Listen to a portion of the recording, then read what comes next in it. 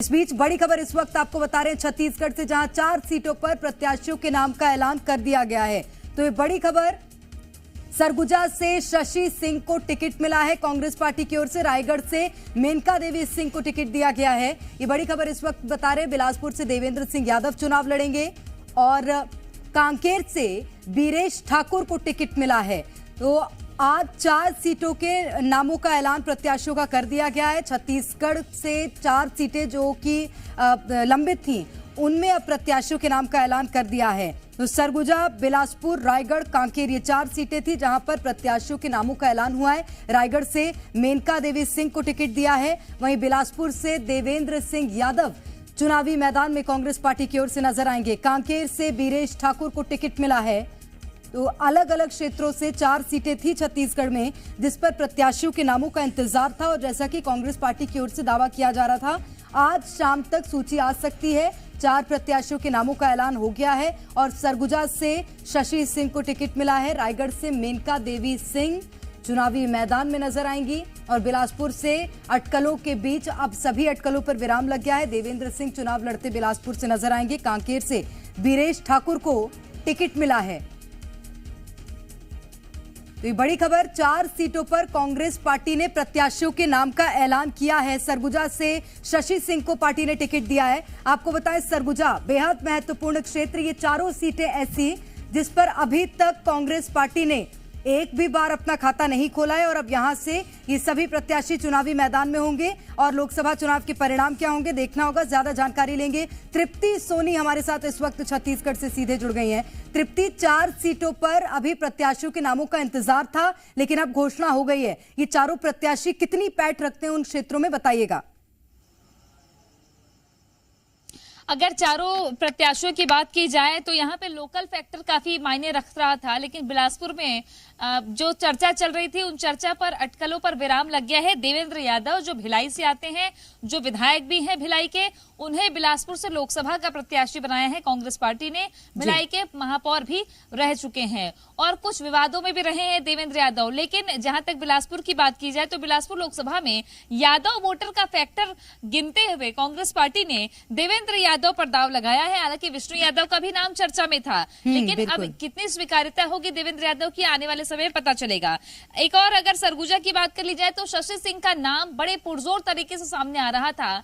उधर एक और चर्चा चल रही थी, क्या अमरजीत भगत को टिकट मिलेगी, क्या किसी और को मिलेगी, लेकिन अंततः कांग्रेस पार्टी ने शशि सिंह पर दाव लगाया है। साफ सुथरी छवि की और बड़े ही अच्छे परिवार से आती है, वो राजनीतिक परिवार से आती है, इसलिए शशि सिंह पर दाव लगाया है कांग्रेस पार्टी ने, जो लोकल वहां की रहने वाली है।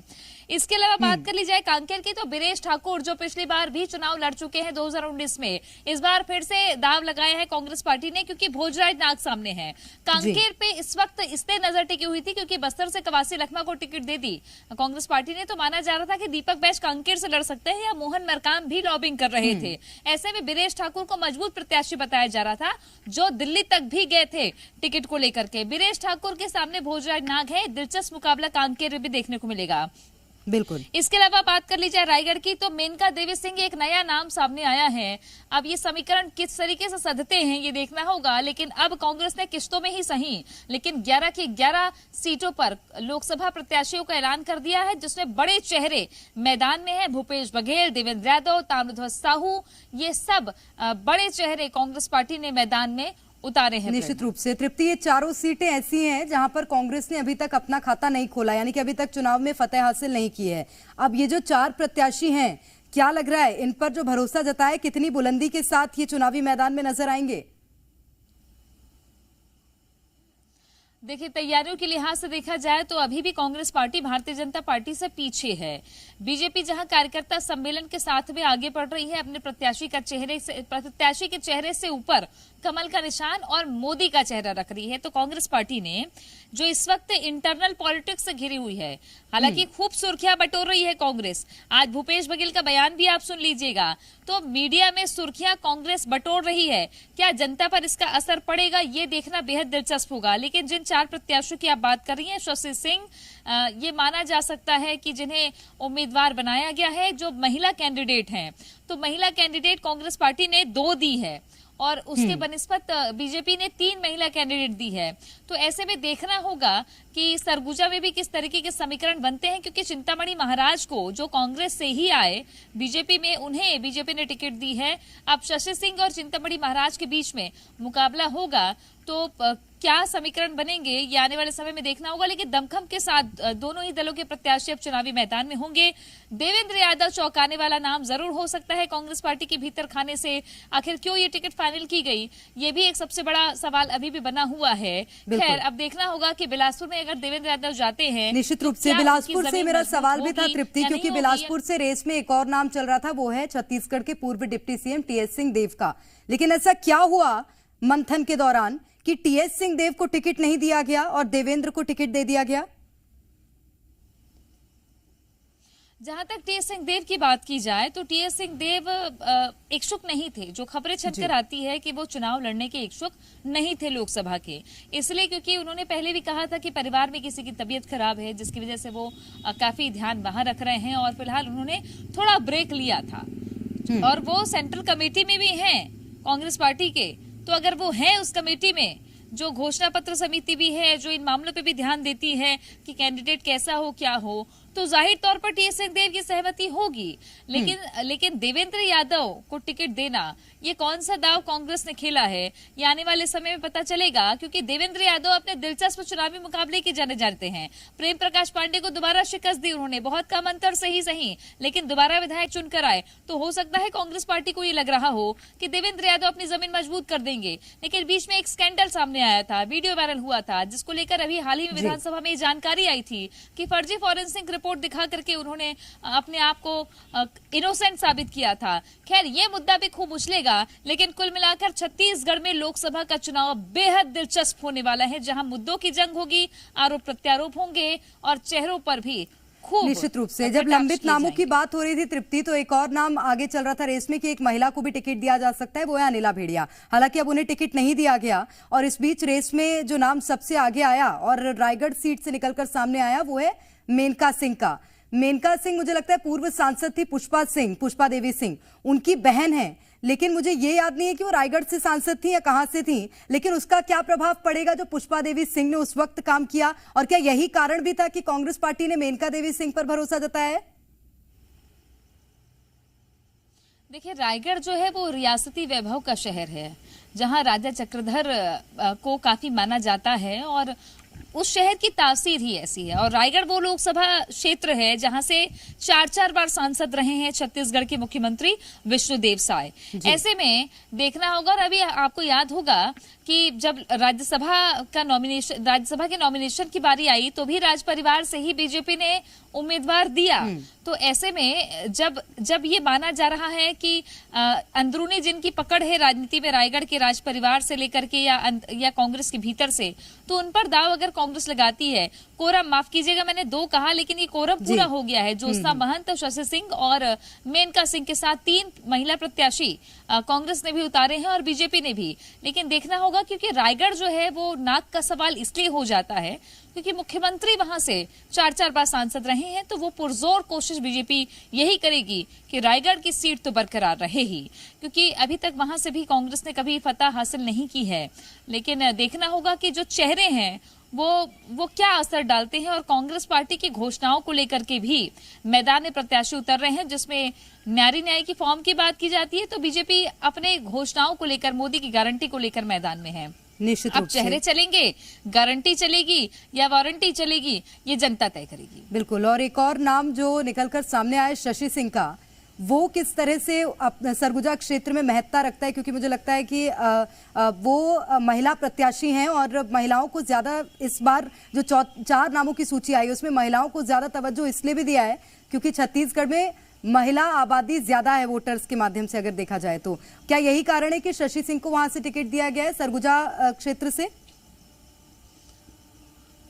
देखिए, शशि सिंह का नाम अभी से नहीं चल रहा था, विधानसभा में भी उनके प्रत्याशी बनने की खबरें छनकर आ रही थी। शशि सिंह एक कांग्रेस के अच्छे खासे बैकग्राउंड से आती हैं।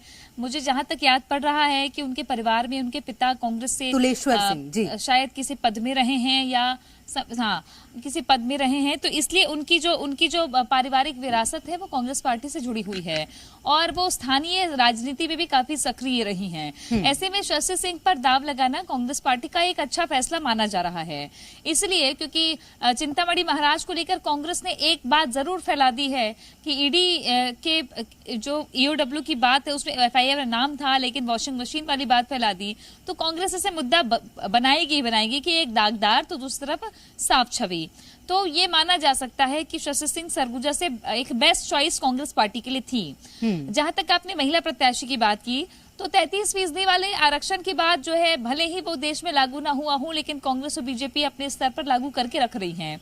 तो 3 कैंडिडेट अगर बीजेपी ने दिए तो 3 कांग्रेस को भी देना लाजमी था, नहीं तो ये सवाल खड़े होते कि महिला विरोधी है, क्योंकि महिला वोटर्स ज्यादा है छत्तीसगढ़ में। ऐसे में सरगुजा से ये चॉइस होना, ये अपने आप में एक बड़ा मैसेज कांग्रेस ने दिया है। लेकिन विधानसभा में जो नतीजे आए हैं, अगर उस पर गौर किया जाएगा तो सरगुजा में 14 की 14 सीटें कांग्रेस पार्टी को 2018 में मिली थी, उसके ही उलट इस बार बीजेपी को मिली है। अब 3 महीने के सरकार के कार्यकाल को क्या जनता देखती है, या मोदी की गारंटी, या ये तमाम चीजें या जो मुद्दे हैं वो देखने को मिलेंगे आने वाले समय में। लेकिन कांग्रेस की बेस्ट चॉइस शशि सिंह को माना जा रहा था, जिन्हें टिकट दी गई है। मुकाबला कैसा होगा ये आने वाले समय में पता चलेगा। बिल्कुल, और एक और बात ये कि अब प्रचार में कितना समय मिलेगा इन प्रत्याशियों को, ये भी आने वाला वक्त बताएगा तृप्ति। बिल्कुल, और प्रचार में अब चूंकि पहले चरण का चुनाव जब होना है बस्तर में, तो उसके कुछ दिन पहले ही कवासी लखमा को कल नामांकन की आखिरी तारीख है, नामांकन भी भरा जाएगा। तो ऐसे में जब कवासी लखमा को टिकट एंड टाइम पर दी कांग्रेस पार्टी ने, तो कवासी लखमा के पास तो थोड़ा कम वक्त है प्रचार का। बिल्कुल, बड़े लीडर भी हैं, देखना है कि कहां तक वो कवर कर पाते हैं। लेकिन आने वाले समय में 3 चरणों में चुनाव होने हैं, तो थोड़ा वक्त तो जरूर होगा कांग्रेस पार्टी के पास में। अब देखना है कि कैंडिडेट आज जिन सीटों पर प्रत्याशियों के नामों का ऐलान किया है तृप्ति, उनमें से कांकेर जो सीट है वहां पर दूसरे चरण में चुनाव होना है, यानी कि यह भी माना जा सकता है कि उस प्रत्याशी के लिए भी ज्यादा वक्त नहीं है प्रचार के लिए। बिल्कुल, चूंकि बीरेश ठाकुर पहले भी चुनाव लड़ चुके हैं और वो परिचित हैं लोकसभा से, तो ऐसे में हो सकता है कि बीरेश ठाकुर कांकेर की जनता के लिए, कांकेर लोकसभा की जनता के लिए कोई नया नाम ना हो। दोबारा चुनाव में उतरे हैं तो जनता यही देखेगी कि सामने कौन खड़ा है, और सामने अगर भोजराज नाग खड़े हैं तो भोजराज नाग को लेकर, जब भोजराज नाग ये कहते हैं कि पहली बार भारतीय जनता पार्टी ने किसी बैगा को या पुजारी को टिकट दी है, तो अब उसका मैसेज जनता में क्या जाता है, या लोक संस्कृति या आदिवासी परंपरा या जो एक्ट, जिस तरीके की गतिविधियां भोजराज नाग करते हैं सार्वजनिक जीवन में, क्या जनता उस चीज को देखकर स्वीकार करके वोट देगी, या फिर से वही बात कि मोदी लहर है या कमल का निशान है, ये देखना होगा। लेकिन कांकेर में बेहद दिलचस्प मुकाबला अभी से बताया जा रहा है कि बीरेश ठाकुर और भोजराज नाग के बीच अगर चुनना होगा तो जनता सोच समझ कर चुनेगी। ये वो कैंडिडेट का चेहरा वहां जिताएगा, ये खबरें निकल कर अभी आ रही है कांकेर से। निश्चित रूप से, और एक और बात ये कि इन प्रत्याशियों के लिए चुनौती ये भी होगी क्योंकि महज 2 सीटें ऐसी हैं जहां पर कांग्रेस पार्टी के सांसद हैं अभी, और अब 11 सीटें जिस पर चुनाव होने हैं। अब उन 2 सीटों का आंकड़ा पार कर पाएंगे प्रत्याशी, या उतने में ही संतोष करना पड़ेगा? अब इस पर एनालिसिस अगर हम करेंगे तो वर्तमान में जो आंकड़े बताते हैं विधानसभा चुनाव के बाद में, जहां मजबूत है कांग्रेस तो 5 सीटें समझ में आती है, जो विधानसभा में वोटों के लिहाज से है। अभी कैंडिडेट घोषित होने के बाद के नहीं, राजनांदगांव, महासमुंद, इसके अलावा बस्तर की भी बात की जा रही थी और कोरबा की बात की जा रही थी। लेकिन अब जब कैंडिडेट की घोषणा हो गई है तो ये देखना होगा कि चेहरे चलेंगे, मुद्दे चलेंगे, विधानसभा का अंक गणित चलेगा कि कितने वोट किस पार्टी को मिले हैं, तो वो लोकसभा में उसी तरीके के तब्दील होंगे या नहीं। लेकिन सबसे बड़ा सवाल ये है कि जिन 2 सीटों पर कांग्रेस ने विजय फतह की थी, बस्तर, लाल पानी की समस्या उठाने वाले दीपक बैज जो बस्तर की लोकसभा सीट को जिताकर आए थे, अभूतपूर्व इतिहास रचा था, क्योंकि बस्तर कभी कांग्रेस के खाते में गया ही नहीं था। ऐसे में उसके काफी अरसे बाद बस्तर की सीट काबिज की थी। लेकिन इस बार दीपक बैज जब चित्रकूट से विधानसभा चुनाव में खड़े होते हैं तो अपनों से ही घिर जाते हैं, और पीसीसी चीफ भी रहते हैं, सांसद भी रहते हैं, टिकट भी उनको लोकसभा विधानसभा की मिल जाती है, तो 3-3 मुकुट वो संभाल नहीं पाते, चित्रकूट के विधानसभा चुनाव हार जाते हैं। इसलिए पार्टी ने शायद, या उन्होंने खुद भी इच्छा जाहिर नहीं की होगी चुनाव लड़ने की। अब कवासी लखमा का ये पैन बस्तर में कितना असर देखने को मिलेगा, ये आने वाले समय में पता चलेगा, क्योंकि कवासी लखमा अगर जीतते हैं तो अपने बेटे की जमीन मजबूत करने के लिए जरूर काम करेंगे कोटा में, लेकिन नहीं जीत पाते हैं तो एज इट इज वो विधायक तो रहेंगे ही। बिल्कुल जाहिर सी बात है कि ये तो आप बहुत महत्वपूर्ण बात तृप्ति आपने कही कि जब विधानसभा का चुनाव दीपक बैज लड़े तो अपनों से घिर गए, चुनाव हार गए, उसके बाद कॉन्फिडेंस कहीं ना कहीं लो हुआ है। लेकिन कवासी लखमा कितने मजबूत प्रत्याशी होंगे बस्तर से, वो देखना होगा। इसी के साथ 4 प्रत्याशियों का ऐलान कर दिया है, वो कितने मजबूत प्रत्याशी ये आने वाला वक्त बताएगा। आप बने रहिए तृप्ति हमारे साथ।